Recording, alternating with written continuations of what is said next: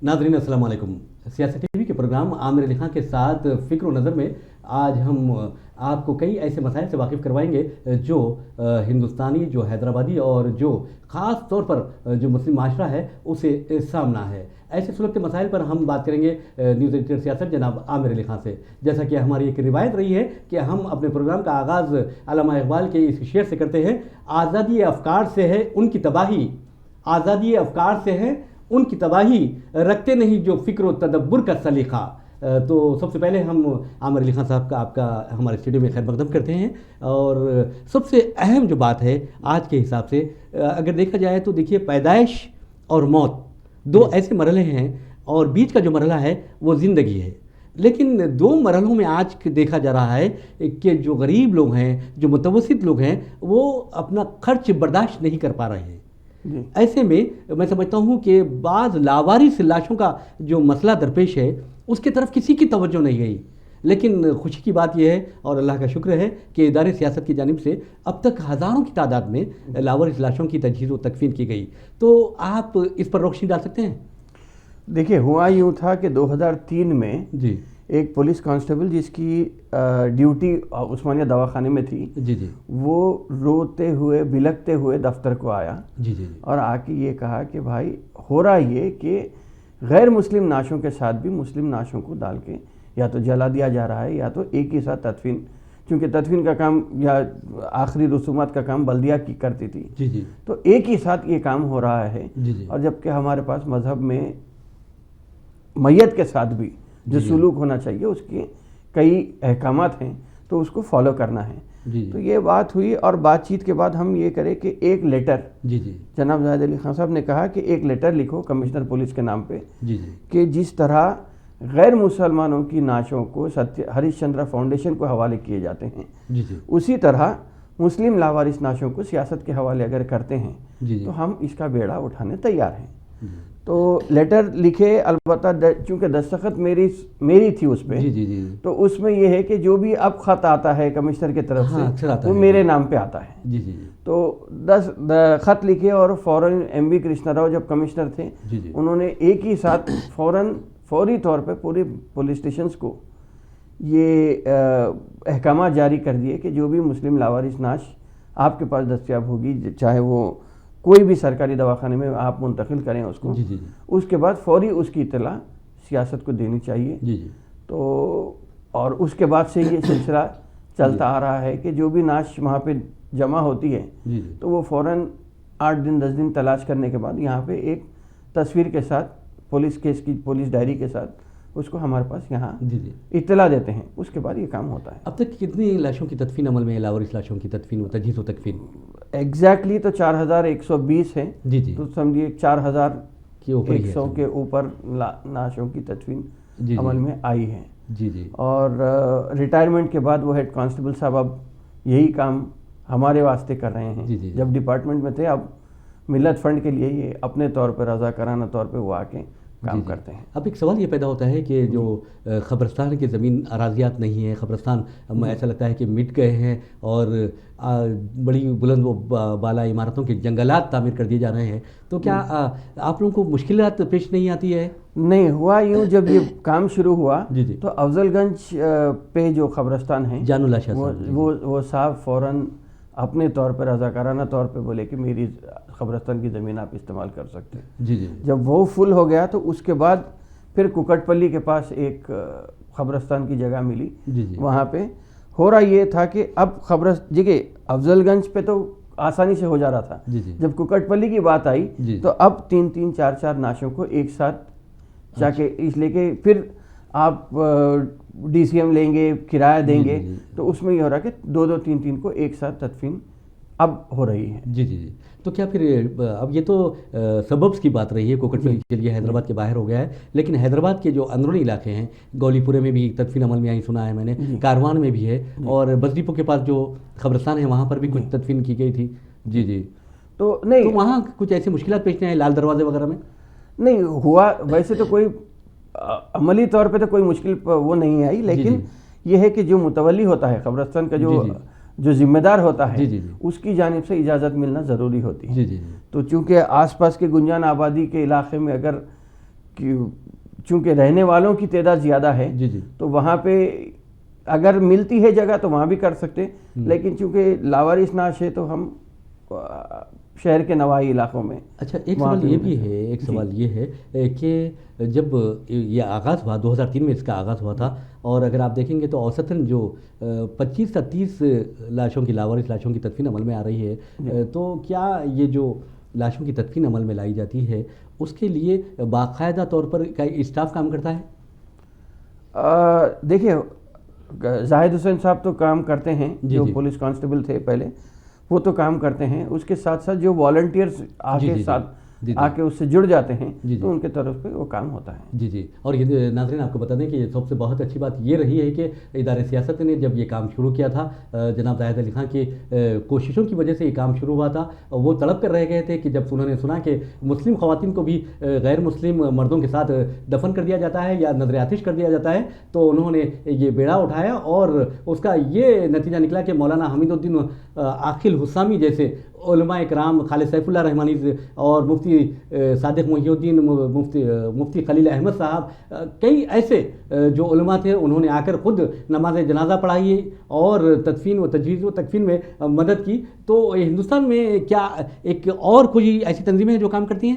میں نے سمجھتا کہ کوئی جی جی ویسے تو اگر آپ دیکھیں گے تو سیاست کی جانب سے جو کام ہو رہا ہے، جی جی میں نے سمجھتا کہ کوئی اخبار جی جی کے توسط سے ایسے کوئی کام ہو رہے ہیں، جی جی اگرچہ کہ ہندو اخبار اور ہندوستان ٹائمز میں کچھ کام ہوتا ہے، جی جی لیکن میں سمجھتا ہوں کہ اتنے بڑے پیمانے پہ سوشل ریسپانسبلٹی یا سماجی کام جو ہوتا ہے، جی جی یہ میں سمجھتا ہوں کہ صرف سیاست ہندوستان بھر میں، بلکہ میں سمجھتا ہوں کہ پاکستان میں بھی کوئی اردو اخبار نہیں ہوگا جو ایسا کام کر رہا ہے۔ یہ بہت بڑی بات ہے۔ اور بہرحال ناظرین، ہم ایک اور سوال کی جانب چلتے ہیں۔ یہ تو لاوارث لاشوں کی تدفین سے متعلق رہا ہے، اور لیکن ایک سوال اسی میں یہ ہے کہ جو ابتدائی ایام تھے یا ابتدائی برس تھے، تو اس پہ کہا جا رہا ہے کہ خاص طور پر جناب زاہد علی خان صاحب نے خود اپنے جیب خاص سے یہ مصارف برداشت کیے، تو اس بارے میں آپ کیا کہیں گے؟ نہیں، ہوتا یوں کہ دیکھیے جب کام سماجی کام شروع ہوا تھا تو اس میں دو چیز تھے، جب آپ شروع کرتے ہیں تو آپ کے پاس آپ کے جیب میں پہلے ہاتھ ڈالنا پڑتا ہے، جی ہاں بالکل، بجائے اس کے کہ دوسروں کو دیکھنے کے۔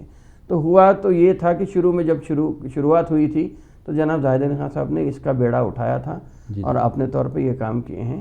البتہ جو سماجی کام سیاست کی جانب سے ہوتے ہیں، اس میں یہ ہے کہ سیاست کی جانب سے سیاست کا جو منافع ہوتا ہے اس میں سے 25% رقم ہم یہی کاموں پہ، چاہے وہ تعلیم کا کام ہو، چاہے ملت فنڈ کے ذریعے جو بھی کام ہوتا ہے، چاہے خود روزگار میں ٹریننگ دینے کا کام ہو، یہ 25% سیاست کی آمدنی کا حصہ یہی کاموں میں صرف کیا جاتا ہے۔ جی جی، بہت بڑی بات ہے۔ جیسا کہ ناظرین آپ نے سنا ہے کہ عامر علی خان صاحب نے جس طرح کہا ہے کہ جو سماجی ذمہ داریاں ہیں سیاست اسے نبھانے کی پوری کوشش کرتا ہے، اور خاص طور پر ملت کے زخموں پر مرہم رکھنے کی وہ کوشش کرتا ہے اور ان کوششوں میں کامیاب رہتا ہے، چاہے وہ مظفر نگر کے فسادات ہو یا کشمیر میں تباہی و بربادی ہو یا پھر بہار میں سیلاب کی تباہ کاریاں ہوں، سیاست فوری وہاں پر پہنچ جاتا ہے اور وہاں جو پریشان حال لوگ ہیں ان کی بھرپور مدد کرتا ہے۔ اب یہ تو رہی بات لاوارث لاشوں کی تجہیز و تکفین کی، اب ہم آتے ہیں جو نوجوانوں کو روزگار ملنا چاہیے وہ نہیں مل رہا ہے،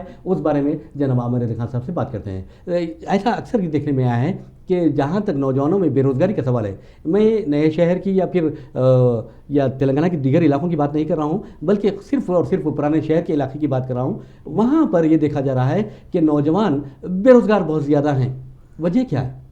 نہیں، مسلمانوں کی بے روزگاری دور کرنے کے لیے دیکھیں ہر چیز، سب سے بدبختی کی بات یہ ہے کہ ہر چیز کا دار و مدار آ کے عملی سیاست پہ جڑ جاتا ہے، صحیح بات۔ اور جب تک کہ سیاسی نمائندہ اس ذمہ داری کو محسوس نہیں کرتا، میں سمجھتا ہوں کہ اس میں کامیابی کسی کو بھی ملنا مشکل ہے۔ اگرچہ کہ سیاست کے جو رضاکارانہ جو کام سماجی کام ہو رہے ہیں، چونکہ اخبار ہے، اخبار کے ذریعے سے بہت سارے کام ممکن ہو پا رہے ہیں۔ اگر انڈیویجول کوئی صرف ادارہ ہوتا تو میں نے سمجھتا تھا کہ اتنی آسانی کے ساتھ یا اتنی خوش اسلوبی کے ساتھ یا سرکاری سرپرستی جو ملنا یا کمشنر پولیس کا ایک ہی خط جانے پہ فوراً جواب آ جانا، میں نے سمجھتا کہ کسی اور کو مل سکتا تھا۔ چونکہ اخبار کا ایک دبدبہ ہوتا ہے تو وہ اخبار کے دبدبے کے طور پہ یہ کام ہوا ہے۔ لیکن اگر واقعی میں مسلمانوں کی فلاح و بہبود کے لیے کام ہونا ہے تو صرف اگر گورنمنٹ کے طرف سے 2000 کروڑ کا بجٹ ہے. آپ وہ بجٹ کی اجرائی اگر ہونا ہے تو اس میں سیاسی قیادت کی ذمہ داری ہے, اس لیے کہ سیاسی قیادت ہی جا کے اسمبلی میں پکار کے اپنا بجٹ کا حصہ لا سکتی ہے.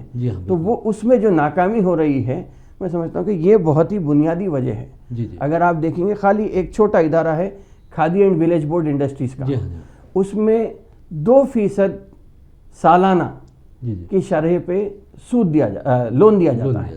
اگر وہ لون سے آپ کو خود روزگار کے مواقع فراہم کیے جاتے ہیں, صرف وہی اسکیمز کو اگر ہم روبہ عمل لا کے بچوں کو اس میں لگا دیے, جیسا اس میں دیکھیں موم بتی بنانا ہے, ہینڈ میڈ پیپر کی بات ہے, اس کے علاوہ شہد کے مکھیوں کی افزائش کا کام ہے جس سے شہد نکال کے آپ فروخت کر سکتے ہیں. تو ایسے کافی سارے چیزیں ہیں.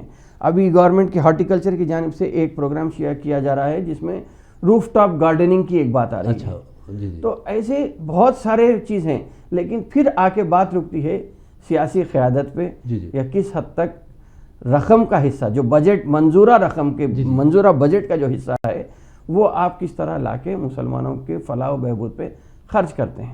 تو بات پھر آ کے رکتی ہے کہ سیاسی قیادت, اس کو میرا ماننا یہ ہے کہ اگر اس کو خود اختیاری دے دی جاتی ہے کہ آپ جیسا اگر آپ دیکھیں گے تو زاہد علی خان صاحب نے بہت زیادہ کوشش کی ہے کہ یہ کی ہے کہ کوشش جو بجٹ ہوتا ہے آپ کا یا جس میں بجٹ کا حصہ اور ریزرویشن کی جو شرح ہوتی ہے اس کو آپ آبادی کے حساب سے بانٹ دیجئے, آسانی سے کے ساتھ پورے مسائل حل ہو جائیں گے. تو بجٹ ٹھیک ہے, اگرچہ کہ بجٹ میں ہمارے کو بالکل ہی چھوٹا حصہ مل رہا ہے, لیکن 2000 کروڑ کا بجٹ منظور ہوتا ہے, سب لوگ واہ واہ کرتے ہیں, لیکن بجٹ کی اجرائی جب ہوتی ہے تو 670 کروڑ 700 کروڑ روپے, تو باقی کے جو 1300-1400 کروڑ روپے ہیں وہ پھر سرکاری خزانے میں واپس چلے جاتے ہیں. تو بجائے اس کے کہ اسکیم بنا کے دینا چاہیے. آپ کو منتخب کیا گیا ہے کہ مسلمانوں کی یا اس ایریا کی فلاح و بہبود کے لیے, تو ان کی ذمہ داری ہے کہ اسکیم بنانا. مثال کے ایک چھوٹی مثال میں آپ کو دوں گا کہ آپ سڑک پہ جائیے, آپ کے سامنے کئی ایسے گاڑیاں آئیں گی جس میں لکھا ہوا رہے گا کہ under assistance from SC/ST corporation. بہت اچھی بات کی. ایک گاڑی بھی آپ کو, ایک آٹو بھی آپ کو مائنورٹی فائنانس کارپوریشن کا نہیں ملے گا. بالکل صحیح کہا ہے. 5 سال کی کارکردگی کے بعد چیف منسٹر صاحب کی دلچسپی بولیے آپ یا جو بھی بولیے, الیکشن سے خود جسٹ پہلے 350 گاڑیاں مسلمانوں کو مائنورٹی فائنانس کارپوریشن کی جانب سے دیے گئے. تو بس 350, حالانکہ آبادی کے بجٹ نہیں, بجٹ کی جو بات آ رہی 1300 کروڑ روپے آپ کا واپس جا رہا. آپ بجائے واپس دینے کے یہی اسکیم کو آپ بلا دیجئے, مسلمان خود روزگار گاڑی کا مالک بن جاتا ہے, مسلمان خود کمانے کے لائق بن جاتا ہے. تو یہ چیز اگر ہوتی ہے اس پہ سختی سے عمل ہونا چاہیے یا ذاتی دل سے عمل کرنا چاہیے, دلچسپی ہونی چاہیے.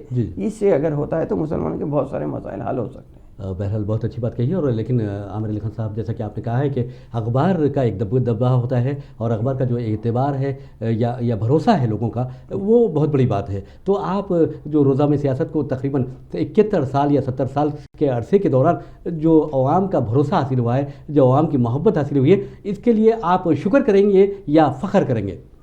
نہیں, شکر تو اللہ کا شکر پہلے ادا کریں گے.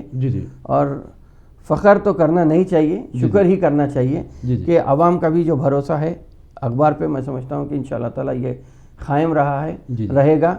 اور جہاں تک مسائل کی بات ہے, کوئی بھی آدمی آؤ سیاست کے دفتر میں, اس کی مدد تو ہوتی ہے.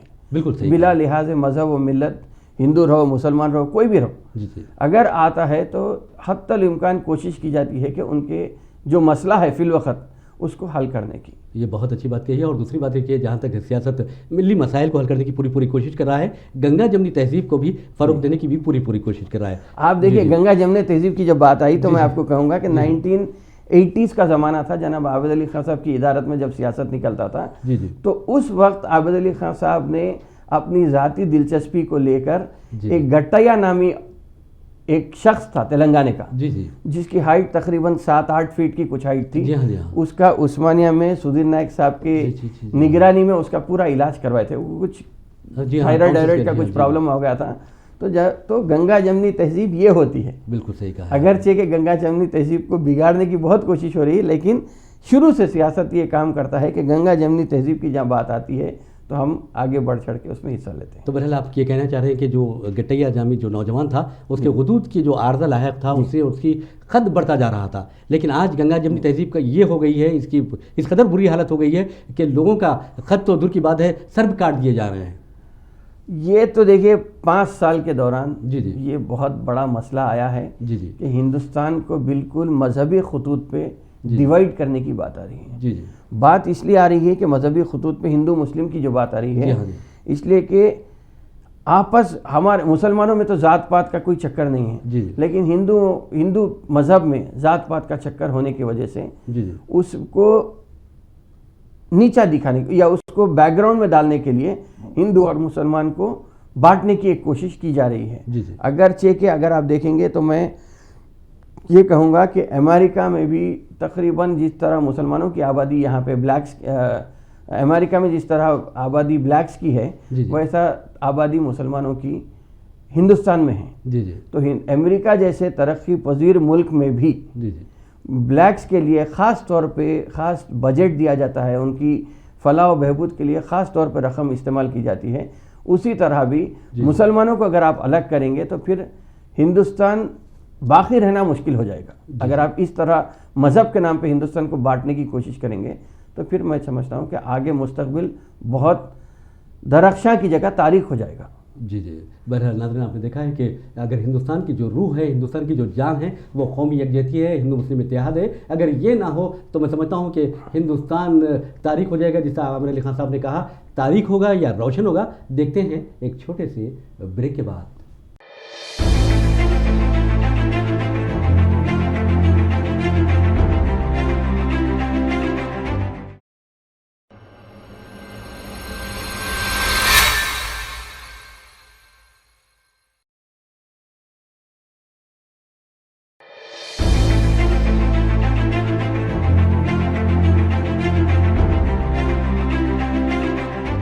ناظرین، بریک کے بعد آپ کا خیر مقدم ہے۔ ہم بات کر رہے تھے کہ ہندوستان درخشاں ہوگا، ہندوستان کا مستقبل یا تاریخ ہوگا۔ اس بارے میں بات کرتے ہیں عامر علی خان صاحب سے کہ پچھلے 5 برسوں کے دوران جو دیکھا جا رہا ہے، جو حالات بنتے جا رہے ہیں اور ملک کے حالات بگڑتے جا رہے ہیں، اس سے تو ایسا لگتا ہے کہ آنے والے دن بہت خطرناک ہوں گے۔ لیکن جو دانشور ہوتا ہے وہ دو رس اس کی جو نظر ہوتی ہے، اس کی جو بصیرت ہوتی ہے، بہت دور تک وہ دیکھتا ہے۔ تو ہم امید کرتے ہیں کہ عامر علی خان صاحب کیا دیکھ رہے ہیں؟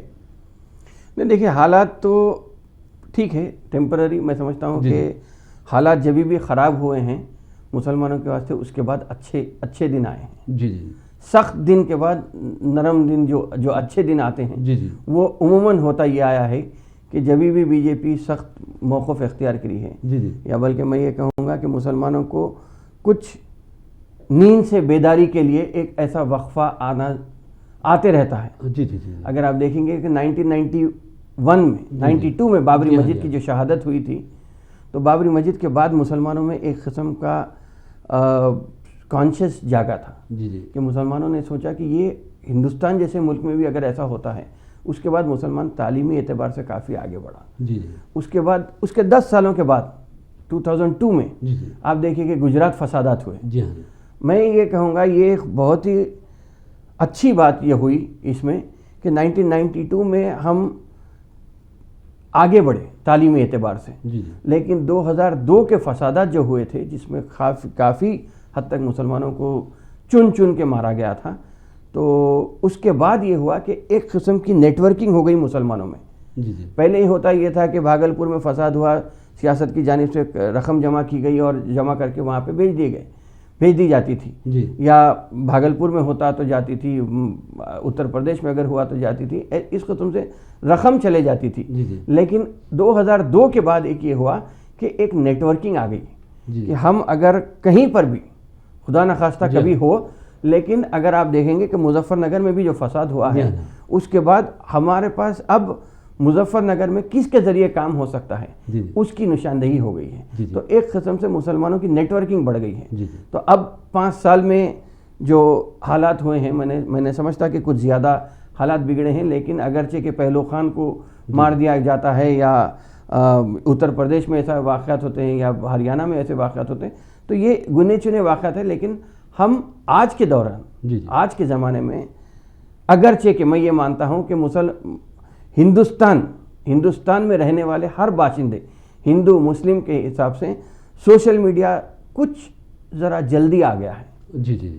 ہماری میچورٹی لیول اتنی نہیں آئی تھی کہ سوشل میڈیا آ گیا ہے. جی جی. لیکن سوشل میڈیا کا بہترین استعمال جو ہو رہا ہے وہ ہیومن رائٹس کے وائلیشن کے اوپر ہو رہا ہے, یا سول رائٹس کی جہاں پہ تار کیا جا رہا ہے وہاں پہ اس کا استعمال ہو رہا ہے. تو مسلمانوں کے ہاتھ میں جو سوشل میڈیا آ گیا ہے, میں سمجھتا ہوں کہ یہ بہت اچھی بات ہے کہ ہم کسی بھی غیر یقینی صورتحال کو یا غیر لاقانونیت کی جو بات آتی ہے اس کو روکنے میں سمجھتا ہوں کہ سوشل میڈیا کا ہم سہارا لے سکتے ہیں. بہت اچھی بات بتائی ہے. بہرحال جہاں تک مستقبل کی بات کر رہے تھے ہم اور درخشاں مستقبل کی بات کر رہے تھے, ماہ رمضان المبارک یہ رحمتوں برکتوں اور راحتوں کا مہینہ ہے. ہم نے دیکھا ہے کہ پرانے شہر میں ایک نیا ٹرینڈ, ایک نیا رجحان دیکھنے میں آیا ہے کہ جو نوجوان ہمارے ہیں جو کل تک چبوتروں پر بیٹھا کرتے تھے, آج چھوٹے چھوٹے کاروبار کر رہے ہیں اور کامیابی سے کر رہے ہیں. مثال کے طور پر کپڑوں کا کاروبار کر رہے ہیں, چپلوں کا کاروبار کر رہے ہیں, کھانے پینے کی اشیاء فروخت کر رہے ہیں رمضان المبارک میں. تو کیا آپ کو ایسا نہیں لگتا کہ جو یہ سلسلہ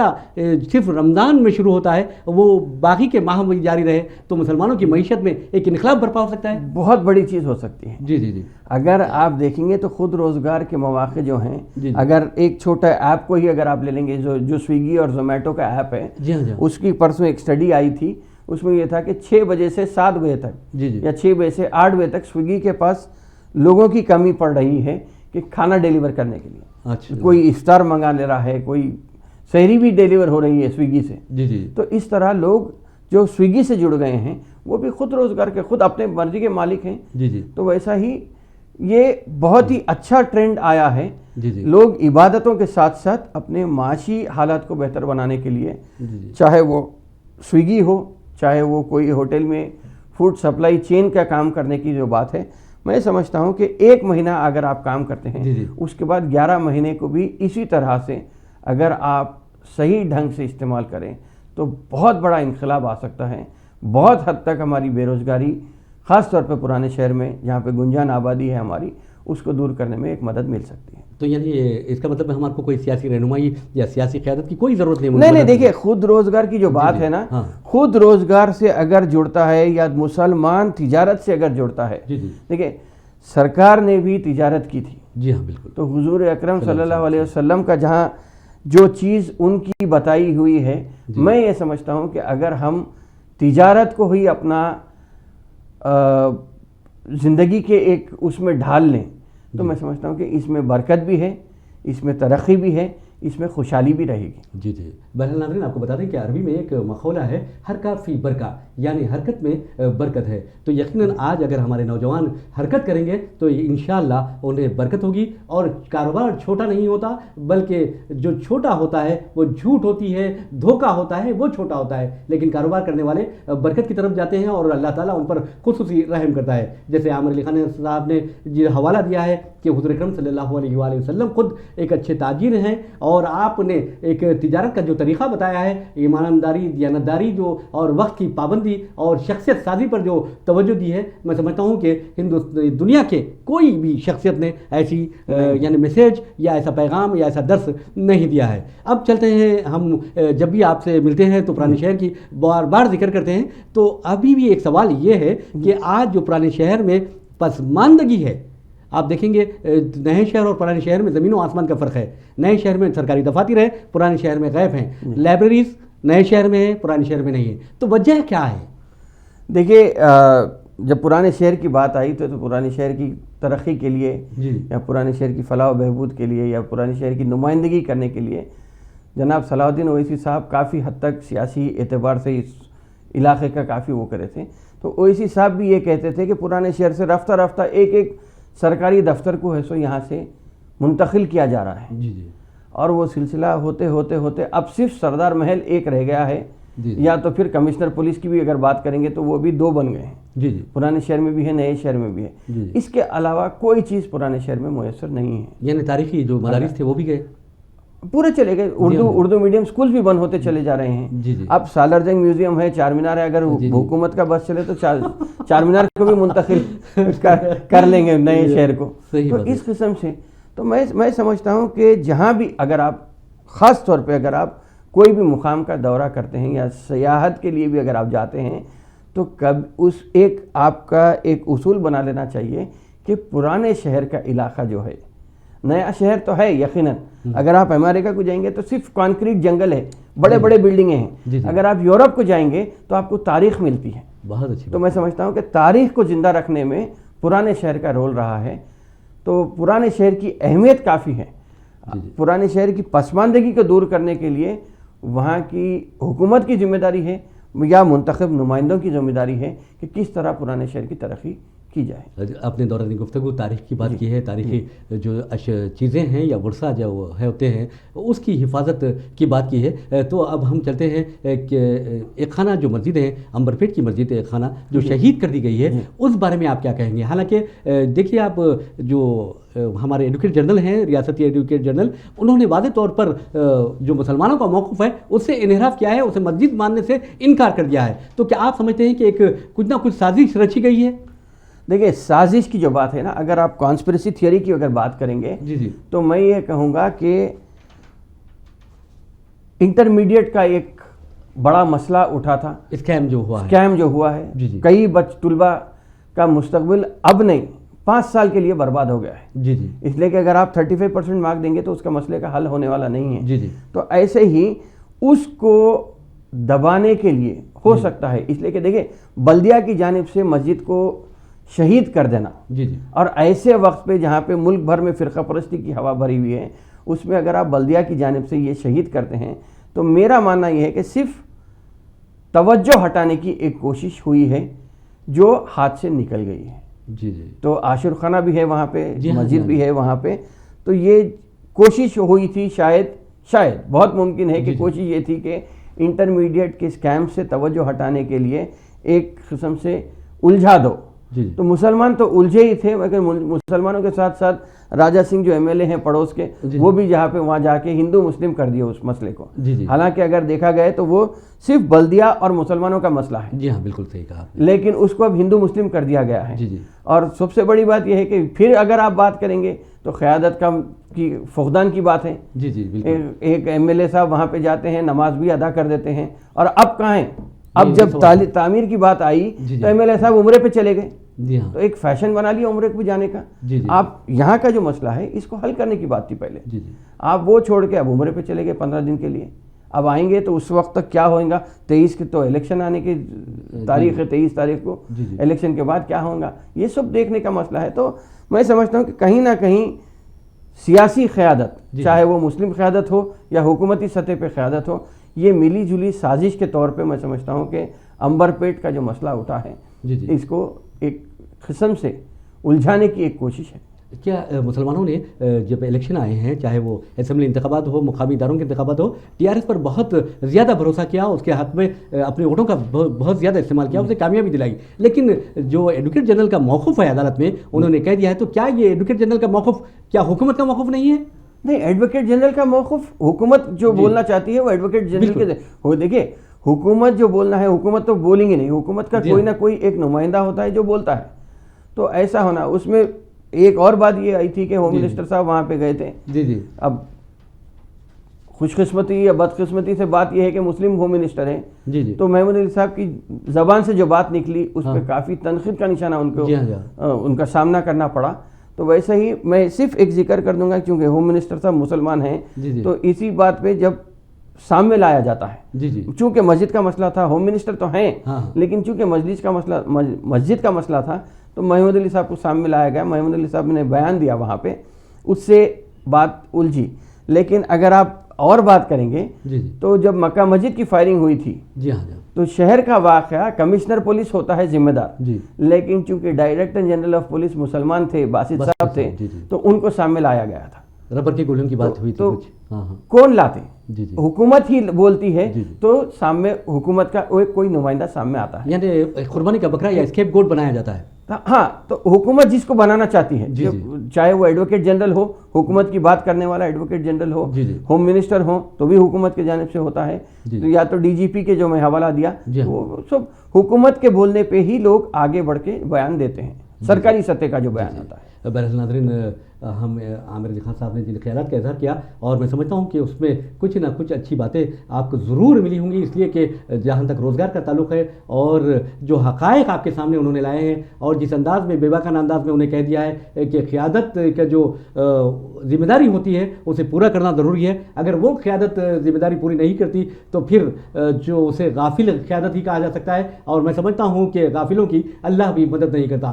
آج ہمیں چوکس رہنے کی ضرورت ہے، آج ہمیں یہ پہچاننے کی ضرورت ہے کہ رہزن کون ہے اور رہبر کون ہے۔ بہرحال ہم جناب عامر علی خان نے ہمارے اسٹوڈیو میں تشریف لایا اور اپنے اچھے خیالات انہوں نے آپ کے سامنے پیش کیے، ہمارے سوالات کے جواب دیے، ہم ان کا شکریہ ادا کرتے ہیں۔